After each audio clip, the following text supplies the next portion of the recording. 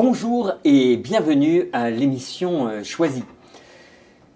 La semaine dernière, nous étions avec Yannick Fouda qui nous parlait du temps. Comment nous utilisons notre temps? Est-ce que l'on gaspille notre temps? Est-ce que l'on perd notre temps? Ou est-ce qu'on rentabilise notre temps de manière excessive et chaque minute compte de manière à ce que nous ne soyons plus disponibles à personne? Nous parlions donc de la notion du temps. Les semaines précédentes, nous avons aussi de manière indirecte à chaque fois abordé la question de la justice. C'est juste ou injuste. Et donc aujourd'hui, nous sommes avec Maître Oscar Rodriguez. Maître Oscar Rodriguez, bonjour. Bonjour. Et donc j'aimerais aborder la question directement. La justice est-elle juste? La justice est-elle juste? Ça, c'est une question qui sonne un peu philosophique, mais pour y répondre, peut-être qu'on va commencer d'abord à définir qu'est-ce que la justice. Qu'est-ce que la justice pour vous? Si on reprend l'enseignement des Romains, du droit romain, on dirait que la justice, dans la définition de Justinien, c'est donner à chacun ce qui lui revient. Donc, dans la forme la plus simple, c'est ça. Mais comment le réaliser en pratique, là, c'est beaucoup plus difficile. Oui, et puis qu'est-ce qui me revient? Est-ce que c'est quand je donne $10, j'ai droit à 3 pommes? Est-ce que qu'est-ce qui me revient? C'est-à-dire qu'on voit à ce moment-là, qu'est-ce qui me revient? C'est très très concret. Est-ce que c'est ma maison qui me revient? Est-ce que c'est mon revenu qui me revient? Est-ce que Là, il y a une autre notion comme ça de droit qui est une notion essentielle qui dit qu'est-ce qu'est mon droit? Et alors, on va dire, mon droit, il s'arrête là où commence le droit de l'autre. Mais encore une fois, où est cette limite-là? Et ça, c'est très difficile de préciser, et c'est justement ça le défi de la justice, si on peut le dire en termes très simples. Alors, on distingue aussi la justice, ce qui est juste, la manière juste d'agir. Je pense même qu'on peut faire référence à... moi, je me souviens quand j'étais en classe où il y avait des choses, puis on disait « hey, c'est injuste, lui, il a ça, puis moi, j'ai ça », ou... Enfin, des choses ultra concrètes. On avait l'impression de subir des injustices, alors que c'était pas forcément des choses légales, où on a l'impression d'être maltraité par rapport à d'autres, ou peut-être même qu'on l'est, maltraité par rapport à d'autres. On voit qu'on tourne aux choses autour de notions qui sont parfois très codifiées, on va dire ce qui est la loi, c'est très codifié, puis de choses qui sont plus du ressenti peut-être. Peut-être bien, mais là vous touchez à une autre notion qui est peut-être celle de l'égalité. Est-ce que nous devons être traités d'une façon égale, tous? Est-ce qu'on a le droit au même traitement?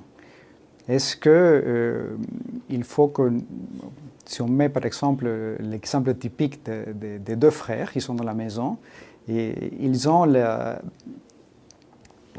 l'attitude d'attendre des parents la même chose pour chacun. Et mon frère, il a reçu un cadeau, moi, il faut que je reçoive autant. Mais est-ce que la justice est d'être traitée d'une façon égalitaire?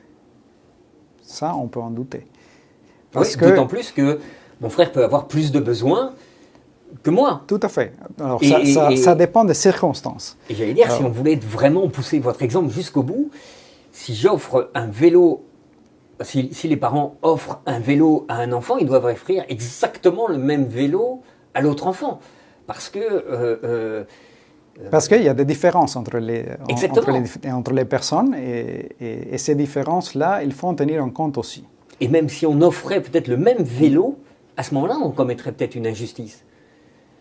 Parce que peut-être que mon frère a des problèmes d'équilibre et il ne peut pas faire de vélo, alors que moi, je serais très content d'avoir le vélo. Donc, ce serait quelque part, l'un serait très content parce qu'il a le vélo dont il rêve, le frère n'en rêve pas, mais pour être juste, il a le vélo, alors qu'ils n'aiment pas le vélo.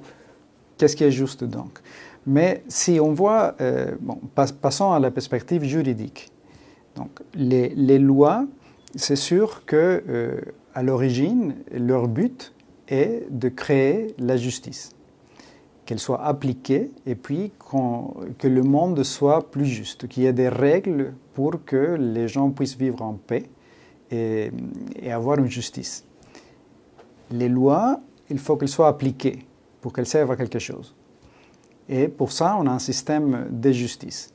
Il y a des juges. Et chaque fois qu'il y a un problème, on ne sait pas comment appliquer la loi, on ne sait pas qui a raison, alors on va poser la question au juge et il va prendre la décision. Et il va appliquer une règle pour donner à chacun ce qui lui revient, selon la loi. Et le juge, il n'invente pas la loi, ce n'est pas lui qui l'a créée, il l'applique seulement. Donc, est-ce que la loi est juste? Ça c'est une réflexion très philosophique et elle est censée de l'être. Et c'est ça l'intention qui devrait être à l'origine de toute loi, de créer une justice. Mais on sait que c'est compliqué. On sait que c'est compliqué parce que on fait forcément, quand on écrit une loi, on fait référence non seulement à un système philosophique, parce que la culture dans laquelle on vit ici au Canada n'est pas la même culture que, par exemple,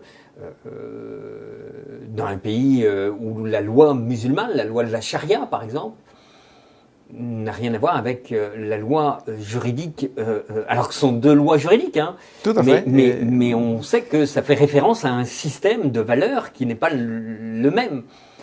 Donc quand on parle de justice, quand on parle de loi, on fait référence aussi à quelque chose de plus... On fait référence à un contexte culturel, à un contexte des valeurs, etc. Et à une notion de la justice qui est forcément une notion subjective quelque part. Il y a la loi universelle, n'est-ce pas? Et puis il y a beaucoup de religions qui parlent de ça. Et la loi de la conscience, une loi naturelle qui serait inscrite au fond de l'âme, mais bon, il y a plusieurs interprétations de qu'est-ce que ça pourrait être. Mais c'est sûr qu'il y a tout un contexte culturel et des valeurs qui va sous-tendre la notion de justice à la base. Alors ces valeurs, on en parlait avec votre confrère aussi, avocat, l'autre jour, hein, quand on arrive au Canada, on signe une charte des valeurs. Donc ça veut dire qu'on adhère à ces valeurs qui sont les valeurs canadiennes. Et qui ne sont pas forcément, d'ailleurs, je parlais de la loi de la charia, on n'adhère pas aux valeurs de la loi de la charia, qui sont ce qu'elles sont, et puis nous, on choisit ici au Canada d'adhérer aux valeurs canadiennes. Alors, je ne sais pas si on se souvient de toutes ces valeurs, mais beaucoup de ces valeurs sont issues, on va dire, du judéo-christianisme, hein, du respect de l'autre, de l'accueil de l'autre aussi. Oui. Tout à fait, oui. mais aussi, il faut dire que plus qu'une adhésion, c'est aussi... la loi, elle s'applique, qu'on le veuille ou pas. Et alors, quand on est ici au Canada, il y a les lois du Canada qui s'appliquent. Quand on est au Québec, il y a les lois du Québec qui s'appliquent. Et on n'a pas trop le choix.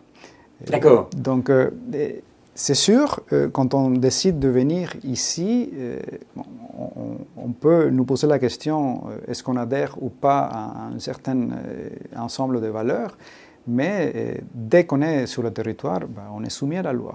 Ça, il n'y a pas de façon de y échapper. Même si on est un simple touriste, hein, on est tout à soumis fait. Tout à fait. Je peux pas dire non, je suis touriste, je fais que passer, donc je vais faire telle ou telle chose, je vais pas tuer quelqu'un par exemple parce que il a pas respecté et d'ailleurs, il y a un principe de loi qui dit que nul n'est censé ignorer la loi. Donc alors que la plupart du temps on ignore la loi. Hein, le système juridique prend pour acquis qu'on connaît la loi. C'est ça, mais je pense que chacun de ceux qui nous regardent à la télévision ne connaissent pas la loi. En tous les cas, moi j'avoue, ne pas connaître la loi, surtout, c'est-à-dire que, en gros, je connais le code de la route, je sais que j'ai pas le droit de tuer mon voisin, mais techniquement, je suis à peu près persuadé que je connais pas la loi du bâtiment, je connais pas par exemple, si je fais des réparations chez moi, eh bien, je ne sais pas si j'enfreins la loi ou pas. Or, vous signalez, oui, nul, et c'est vrai, nul n'est censé ignorer la loi. Donc, comment on peut vivre, j'allais dire, cette fois d'un point de vue purement légal, est-ce que dès que je fais quelque chose, je devrais apprendre le code pour faire tout ce que je fais? On agit naturellement et c'est sûr qu'on ne connaît pas la loi dans les faits. Les lois sont complexes et c'est pour ça qu'il y a des juges, c'est pour ça qu'il y a des avocats, c'est pour ça qu'il y a un système de justice. Mais là, on va plutôt parler d'accessibilité à la justice. Comment on accède à cette connaissance-là pour s'en servir? Parce que la loi, après tout, n'est qu'un moyen pour vivre en société. Donc, si on n'y accède pas, si on ne peut pas en bénéficier, alors à quoi sert-elle? Si je ne le connais pas, bon, il se peut que je ne le respecte pas, mais plus important, il se peut que moi, j'en profite pas. Et ça aussi, c'est très important. Est-ce que je connais mes droits? Est-ce que je connais comment les faire valoir à un moment donné? Est-ce que je sais identifier quand est-ce qu'il y a quelqu'un qui ne respecte pas ses obligations envers moi? Je vais prendre un exemple très simple, parce que je crois que faut rester justement terre à terre, surtout sur un sujet où on peut avoir tendance à aller assez vite dans des théories. Mais je crois qu'à l'épicerie, si jamais c'est pas bien étiqueté, eh bien, en dessous d'un certain montant ou au-dessus d'un certain montant, eh bien, je crois que je peux dire, hey, le produit, vous devez me le donner parce que c'est mal étiqueté, c'était étiqueté tel prix, puis c'est tel prix, et donc il y a une différence.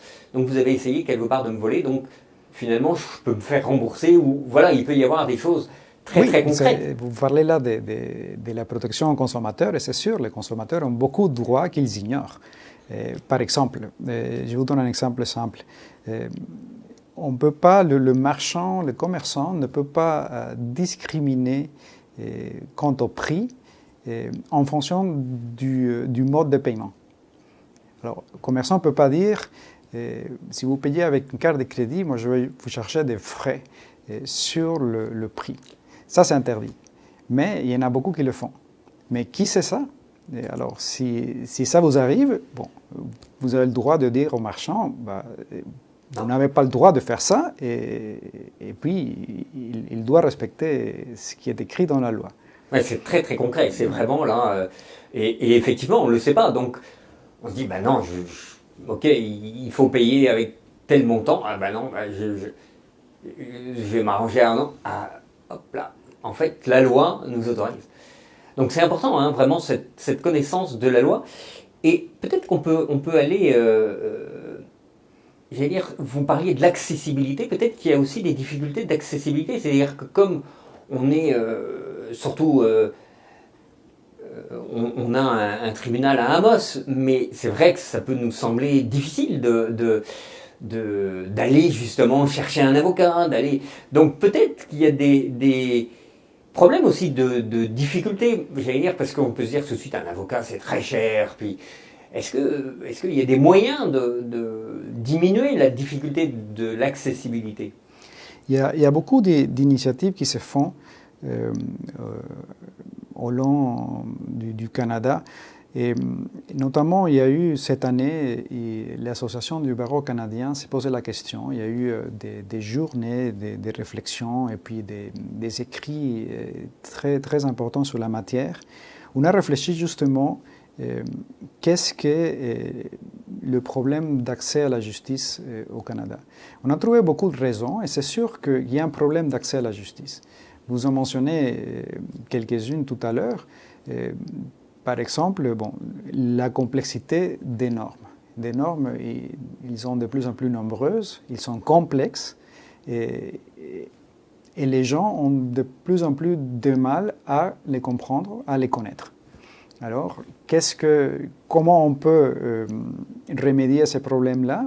Il y a énormément d'initiatives d'information, de vulgarisation du contenu juridique. Je vous pose un exemple. Je ne sais pas si vous connaissez le site Éducalois au Québec.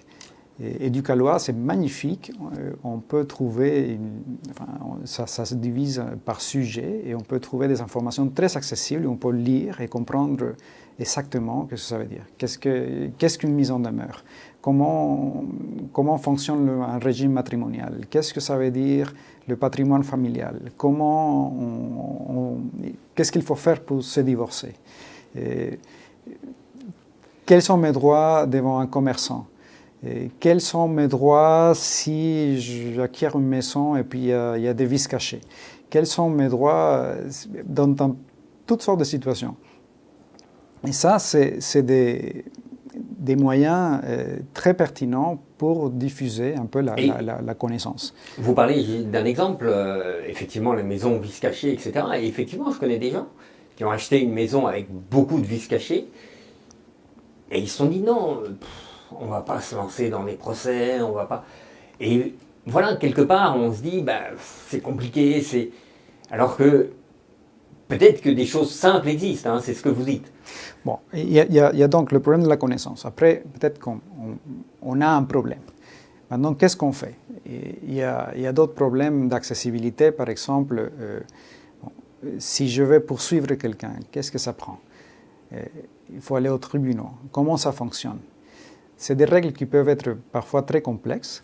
Et parfois, il est nécessaire d'être représenté par avocat. Ce n'est pas toujours le cas, mais souvent c'est nécessaire. Alors là, il y a un coût. Et combien ça coûte? Est-ce que je peux m'offrir tout d'abord le service d'un avocat? Si je peux, est-ce que je peux aller pendant toute la durée d'une procédure jusqu'au procès pour faire valoir mes droits?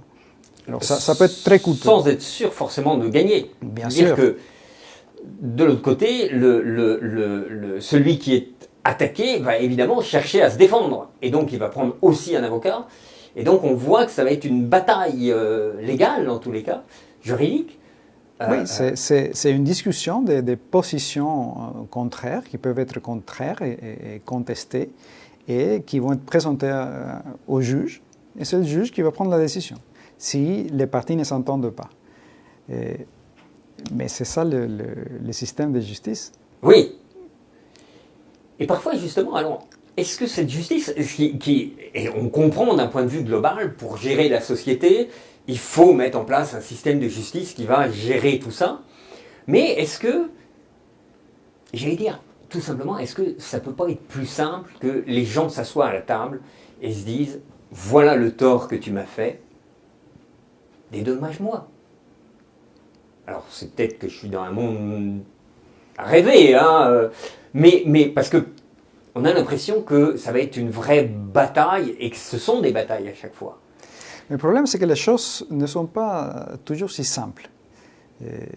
Lorsqu'on a une réclamation à faire contre une personne, on a une version.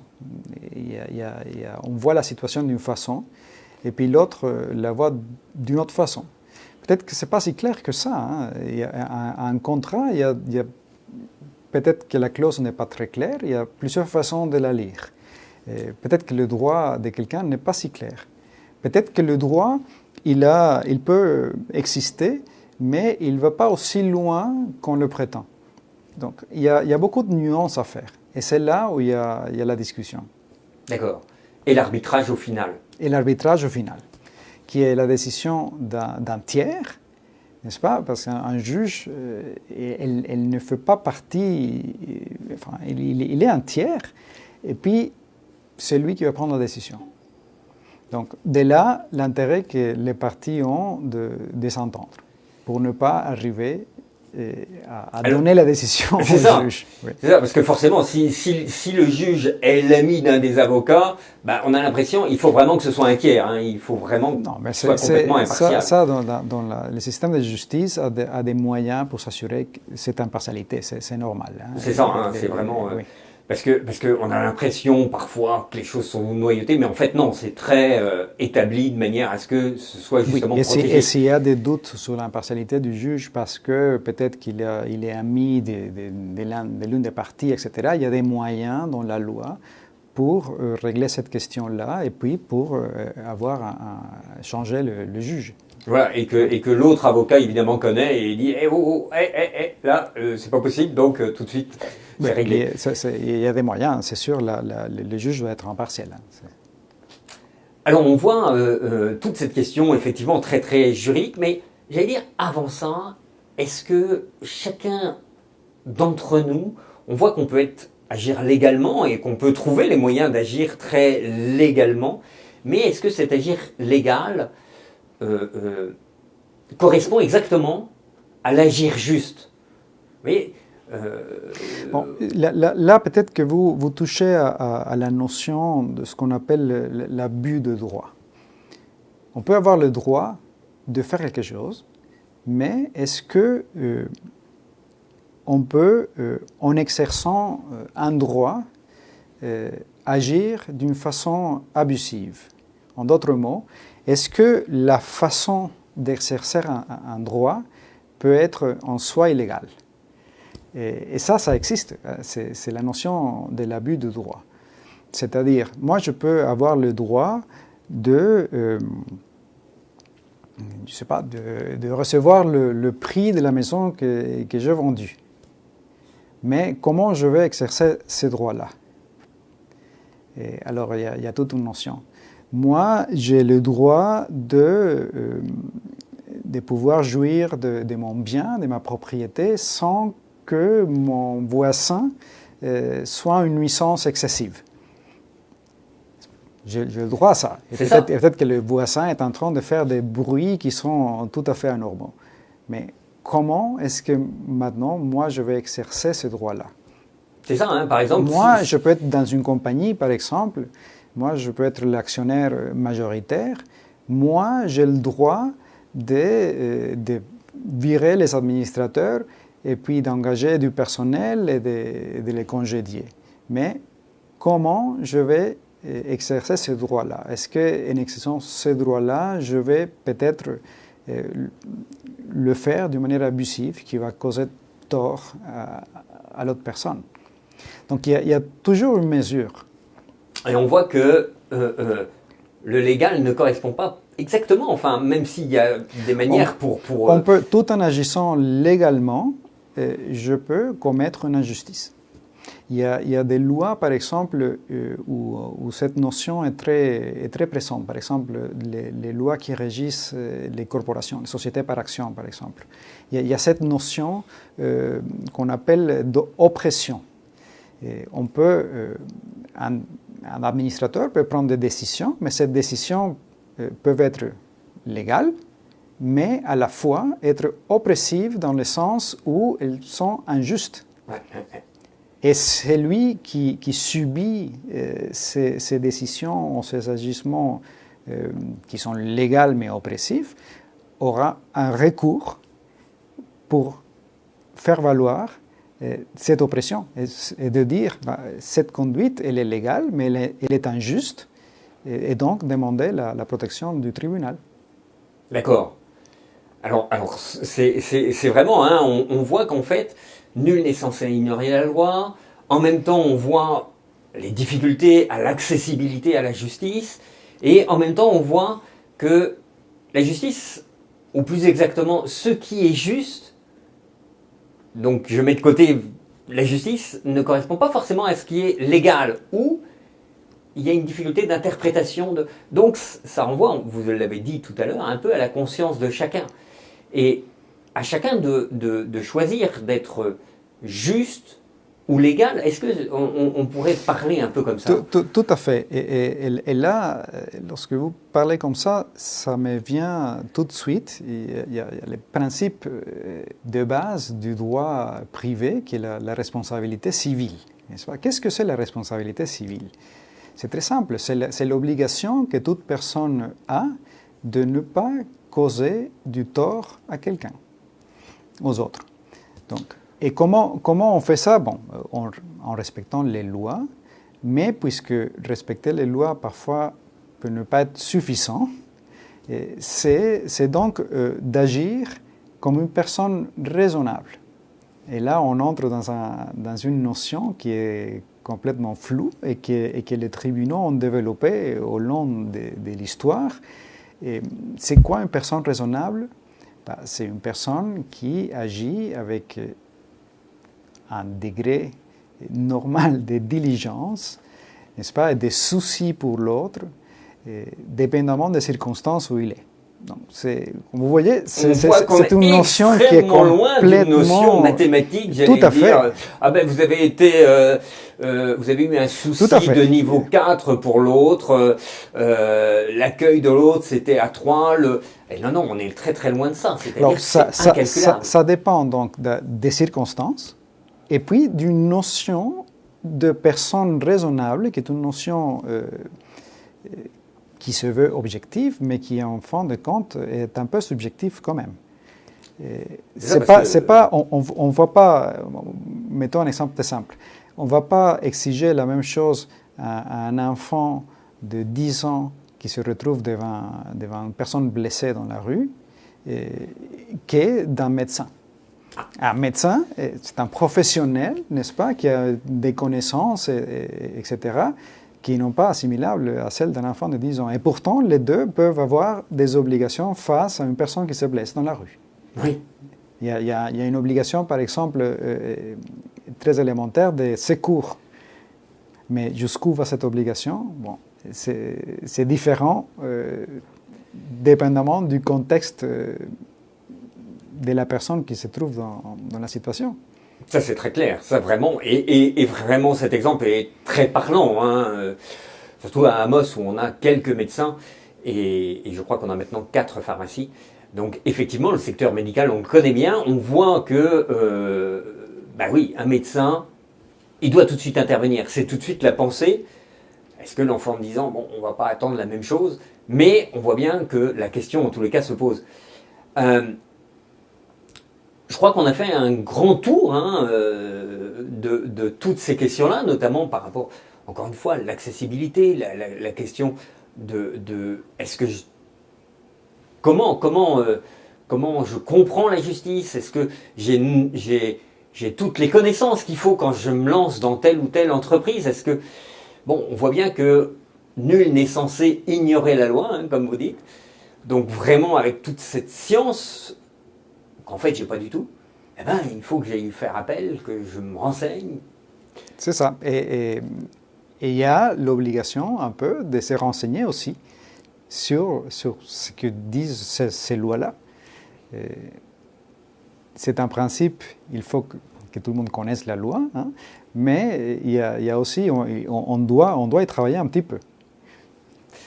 Merci beaucoup, maître Oscar Rodriguez. J'imagine que vos bureaux, justement, sont très ouverts pour expliquer la loi. Merci beaucoup à vous. Merci à vous, ça me fait plaisir. Merci à vous tous qui nous écoutez. Nous terminerons donc, suivant notre habitude, par une question. Et la question peut-être qu'on pourrait se poser, c'est est-ce que j'agis légalement ou est-ce que je vais agir de manière juste? Bien sûr, c'est à chacun de répondre en son âme et conscience, devant soi. Est-ce que j'agis? Oui, ce que je fais, c'est droit, suivant la justice, j'agis justement. Mais est-ce que, au fond de mon cœur, j'agis justement? Alors, ça fait référence à la conscience. Eh bien, nous parlerons justement de la conscience la semaine prochaine avec Bernard Hist, et il nous expliquera ce que c'est que la conscience. Merci beaucoup, à la semaine prochaine.